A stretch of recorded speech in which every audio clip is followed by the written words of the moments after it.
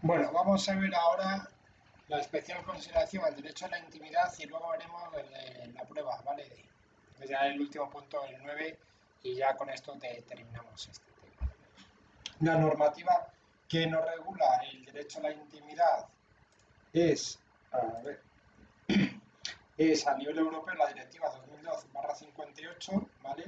Que es para homogeneizar las normativas nacionales, el artículo 18 de la Constitución española y la Ley Orgánica 1/1982 de protección civil del derecho al honor, a la intimidad personal familiar y a la propia imagen.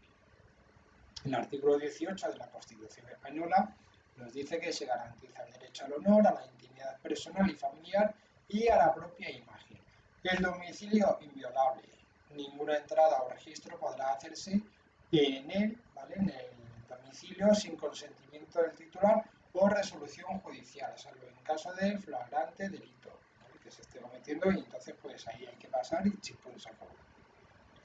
Se garantiza el secreto de las comunicaciones y en especial de las postales telegráficas y telefónicas, salvo resolución judicial, que entonces se pueden intervenir.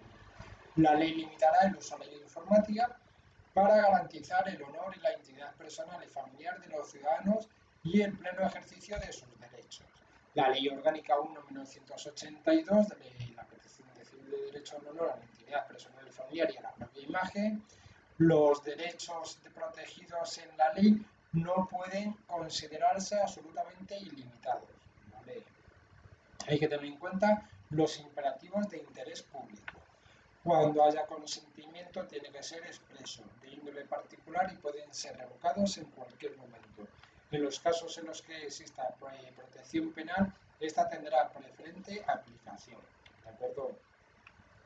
Existe el derecho al honor, a intimidad personal y familiar y demás, pero tiene límites, ¿vale? Sobre todo con el tema de interés público. ¿Cuáles son las intromisiones legítimas? Pues lo viene a contemplar en el artículo 7. El emplazamiento en cualquier lugar y la utilización de aparatos de escucha, de filmación, de dispositivos ópticos o de cualquier otro medio apto para grabar o reproducir la vida íntima de las personas. Eso es una intromisión ilegítima. Otra, la divulgación de hechos relativos a la vida privada de una persona o familia que afecten a su reputación y buen nombre, así como la revelación o publicación del contenido de cartas, memorias u otros escritos personales de carácter íntimo. La revelación de datos privados de una persona o familia conocidos a través de la actividad profesional u oficial de quien los revela. La captación, reproducción y publicación por fotografía, filme o cualquier otro procedimiento de la imagen de una persona en lugares o momentos de su vida privada o fuera de ellos, salvo en los casos previstos en el artículo 8.2, ¿vale? Estas son intromisiones ilegítimas. Continuamos. La utilización del nombre, de la voz o de la imagen de una persona para fines publicitarios, comerciales o de naturaleza análoga. La imputación de hechos o la manifestación de juicios de valor a través de acciones o expresiones de cualquier modo que lesionen la dignidad de la persona, menoscabando su fama o atentando contra su propia estimación. La utilización del delito por el condenado en sentencia penal firme para conseguir notoriedad pública u obtener provecho económico, o la divulgación de los datos falsos sobre hechos delictivos cuando ello suponga menoscabo de la dignidad de las víctimas. ¿Cuáles no son intromisiones? Pues en el artículo 8 viene contemplada. Con carácter general, intromisiones ilegítimas las actuaciones autorizadas o acordadas por la autoridad competente, de acuerdo con la ley, ni cuando predomine el interés histórico, científico o cultural relevante. ¿Vale? Entonces, ahí están amparadas las que no serían intromisiones ilegítimas. Que tengamos que estemos autorizados. O también hay que tener en cuenta, ¿vale?, que cuando predomine el interés histórico, científico o cultural. En particular, el derecho a la propia imagen no impedirá su captación, reproducción o publicación por cualquier medio cuando se trate de personas que ejerzan un cargo público o una profesión de notoriedad o proyección pública y la imagen se capte durante un acto público o en lugares abiertos al público, ¿vale? La utilización de la caricatura de dichas personas de acuerdo con el uso social y la información gráfica sobre un suceso o acontecimiento público cuando la imagen de una persona determinada aparezca como meramente accesoria. Quiere decir que si se está grabando un hecho y alguien pasa por detrás, pues se considera que es accesorio, por lo tanto no es una intromisión ilegítima, ¿de acuerdo? Es que te ha pillado ahí y se acabó. No eres tú el foco, no somos nosotros los focos de la información, para que lo entendáis. Vamos a ver las violaciones del derecho a la intimidad. Vamos al sniffing. Se trata de un robo de la información. La técnica utilizada es la escucha de todo lo que pasa por la red. Se hacen con programas que capturan e interpretan y almacenan los paquetes de datos que viajan por la red para su posterior análisis, pues el tema de contraseñas, mensajes de correo electrónico, datos bancarios, etc. Los tres programas sniffer así más punteros, pues el Spynet, EtherReal, ¿vale? Y WinSniper, especialistas en contraseñas. No lo suelen utilizar los hackers, sí los empleados listillos o descontentos con los jefes desconfiados para la vigilancia de los empleados, ¿vale? Pero típico, el empleado listillo quiere sacar información, pues instala un programa y puede pillar información. O un jefe desconfiado que hace tareas de investigación sobre sus empleados. Desconfiado o no desconfiado, pero que dude sobre sus empleados o que le hayan dado motivos para que dude, ¿vale? Wikileaks. Pues ¿qué es Wikileaks? Wikileaks viene de wiki, rápido, que es de origen hawaiano, y leaks de filtraciones, por lo tanto son filtraciones rápidas. Es una organización que se dedica a sacar a la luz filtraciones de interés público. Cualquiera puede participar, pero los usuarios no tienen derecho a modificar el contenido. Le pueden dar la información a Wikileaks, pero no pueden modificar el contenido. Y está destinado a que sobre todo los periodistas y activistas puedan publicar material sensible. Estas filtraciones son muy perseguidas por los estados, ya que revelan planes estratégicos o aportan información de los gobiernos que puedan estar mal vistas cara a la opinión pública. Pues en caso de conflictos bélicos, ataques o no ataques, a lo mejor el ataque está dirigido a sea un punto estratégico como origen militar, pero resulta que hay varios fallecidos que son civiles. Entonces, pues la opinión pública se puede tirar ahí encima. Continuamos con la violación del derecho a la intimidad sobre las redes sociales, pues constituyen un lugar en el que es muy fácil publicar información u opiniones constitutivas de delitos, especialmente contra el honor, mediante injurias, ofensas o calumnias, las acusaciones falsas, ¿vale? Intimidad, difusión de fotos o vídeos en situaciones comprometidas, declaraciones xenófobas. Twitter es donde la gente más la suele cagar con este tipo de injurias y calumnias. Vamos a meternos, eso era lo habíamos visto, lo que era la consideración del derecho a la intimidad, y ya para terminar vamos a ver la prueba digital en el proceso penal. ¿Qué entendemos por prueba tecnológica? Pues todos aquellos dispositivos electrónicos o servicios tecnológicos en los cuales quede constancia de cualquier tipo de prueba. Internet es un escenario propio para la comisión de delitos y ahí entra en juego la importancia de la prueba tecnológica para poder aportarlas a un proceso penal. Todas las pruebas tecnológicas las podemos aportar a los procesos judiciales, ¿de acuerdo?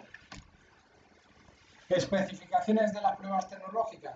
Pues cuando sean tomadas tienen que estar legalizada su obtención. No podemos tomar una grabación si no está legalizada.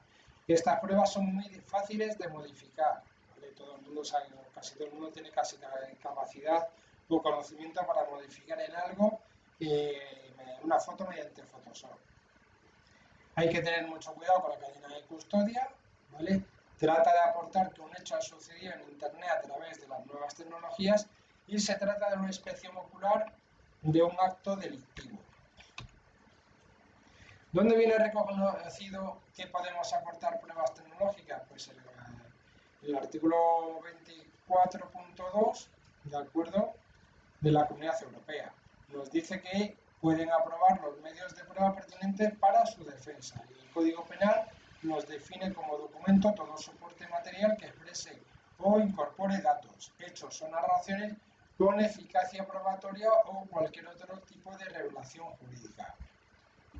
La ley de enjuiciamiento civil, hay un epígrafe que habla de los medios de prueba y los define como pues que también se admitirán los medios de reproducción de palabra, el sonido y la imagen, así como los instrumentos que permitan archivar y conocer o reproducir palabras, datos, cifras y operaciones matemáticas llevadas a cabo con fines contables o de otra clase. La ley de enjuiciamiento criminal, en el artículo 588 ter, la policía judicial pondrá a disposición del juez, con la periodicidad que éste determine y en los soportes digitales distintos, la transcripción de los pasajes que considere de interés y las grabaciones íntegras realizadas. La policía judicial, vamos a meternos con ella, ¿cuál es su objeto? Pues la averiguación de delitos públicos que se cometieren en territorio nacional o demarcación, practicar las diligencias necesarias para comprobarlos y descubrir a los delincuentes, recoger todos los efectos, instrumentos o pruebas del delito cuya desaparición hubiere peligro, poniéndolo a disposición de la autoridad judicial, ¿vale? Lo recoge todo y lo pone a disposición de la autoridad judicial que le dé custodia. ¿Y qué diligencia realiza la policía judicial? Pues acompañar al acta de constancia de fotografías o cualquier otro soporte magnético o de reproducción de la imagen, con la finalidad del esclarecimiento de los hechos o cuando se puedan perder las pruebas. En los casos de muerte y cuando el cadáver se encuentre en la vía pública, en la vía férrea o en cualquier otro lugar de tránsito, se trasladará a un sitio dentro de las circunstancias con la finalidad de restablecer el servicio o el tránsito de personas. Hay que dar cuenta de inmediato a la autoridad judicial, ¿vale? Por lo tanto, la policía judicial puede retirar el cadáver de la vía pública para dar paso a los vehículos, a los trenes y demás, pero tiene que dar cuenta de inmediato a la autoridad judicial. Además, hay que hacer las correspondientes tomas fotográficas, por supuesto. Las pruebas en vídeo y en fotografía. Vamos a la vigilancia y el uso de las videocámaras. La ley que regula su utilización es la Ley Orgánica 4/1997, por la que se regula la utilización de las videocámaras por las fuerzas y cuerpos de seguridad del Estado. ¿Con qué finalidad se autoriza el uso de estos dispositivos? Pues la de incrementar el nivel de protección de los bienes y libertades de las personas. ¿Y qué regula esta ley? Pues regula la grabación de imágenes y sonidos en lugares públicos abiertos o cerrados. Y el posterior tratamiento de estas grabaciones con finalidad de asegurar la convivencia ciudadana, la erradicación de la violencia, la utilización pacífica de las vías y espacios públicos, prevenir la comisión de delitos, faltas e infracciones relacionadas con la seguridad pública, etc. ¿Qué tipo de instalaciones establece la ley? Pues se pueden ser instalaciones fijas con respecto a las cámaras o las instalaciones móviles. Para el uso de estas instalaciones debemos contar con la debida autorización del órgano designado al efecto, salvo en los casos de urgencia o en los que no sea posible contar con la autorización en tiempo. Las grabaciones, bien sea audios, imágenes y demás, hay que distribuirlas en el plazo de un mes desde su grabación, salvo que se relacionen con infracciones penales o administrativas, bien sean graves o muy graves, en materia de seguridad pública, haya una investigación policial en curso o exista un proceso judicial, ¿vale?, abierto.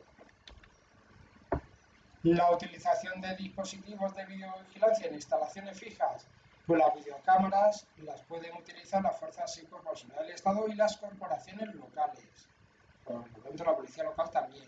Su uso lo autoriza el delegado del gobierno de la comunidad autónoma que se trate. Para la aprobación del uso de las videocámaras hay una comisión que está presidida por el presidente del Tribunal Superior de Justicia de la misma comunidad autónoma. Las cámaras utilizadas para la seguridad de las instalaciones de las fuerzas y cuerpos de seguridad no hace falta que sean autorizadas. Por ejemplo, para una comisaría de la policía, pues se instalan las cámaras y ahí lo que es el delegado del gobierno no tiene que autorizar nada.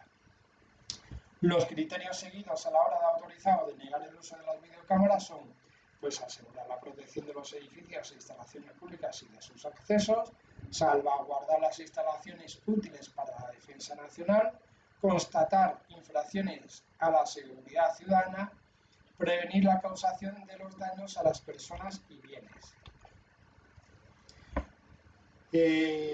Vamos ahora con las móviles, ¿de acuerdo? Teníamos las fijas y ahora vamos a ver en esta etapa las móviles. Su uso lo autoriza el máximo responsable provincial de las fuerzas y cuerpos de seguridad del Estado, quien corresponda. Podrán utilizarse en cualquier lugar público, atendiendo a la naturaleza de los eventuales hechos susceptibles de filmación. Estarán permitidas sin necesidad de autorización previa en aquellos casos excepcionales de urgencia máxima y de imposibilidad de obtener en tiempo la autorización indicada. Por lo tanto, se van a utilizar, pero con urgencia máxima, y en el caso de que no llegue la autorización. Si vamos a grabar un acto delictivo, pues se graba y ya vendrá la autorización. Y en el caso de hacer eso, pues hay que informar de la Comisión de Garantías de la Videovigilancia. Si los informes fueran negativos, se procederá a la inmediata destrucción de la grabación, ¿vale? Y si es positivo, pues se le da pie. Y el Real Decreto 596/1999, por el que se aprueba el Reglamento de Desarrollo y Ejecución de la Ley Orgánica 4/1997, que es lo que habíamos visto antes. Con respecto a la excepción planteada, urgencia máxima o la imposibilidad de obtener una autorización, debemos analizar si la misma nos dirige directamente a la autorización recogida por la ley criminal, la CRIM, el que en su artículo 588 quinquies viene a decir que puesto que los supuestos de urgencia máxima o de imposibilidad de obtener autorización previa constituirán en la mayor parte de los supuestos situaciones delictivas, ¿vale? Que si lo vas a pillar infragante y lo puedes grabar, grábalo, ¿vale? Que se admitirá como prueba. ¿Qué viene a decir? Que a pesar de la excepción debemos entender que en este tipo de situaciones urgentes nos movemos en la ley de la esfera LECRIM, que es la que me va a autorizar el uso de la videocámara, y no en la esfera de la ley orgánica 4/1997, que es la que me va a regular el uso de la videocámara, ¿de acuerdo? Entonces, pues ahí tenemos la doble vertiente. Por ello, la comunicación de la grabación deberá realizarse a la autoridad judicial en el plazo de 72 horas con remisión del atestado o, en caso de no ser posible, se realizará una comunicación verbal con entrega de la grabación bien a la autoridad judicial, bien al Ministerio Fiscal.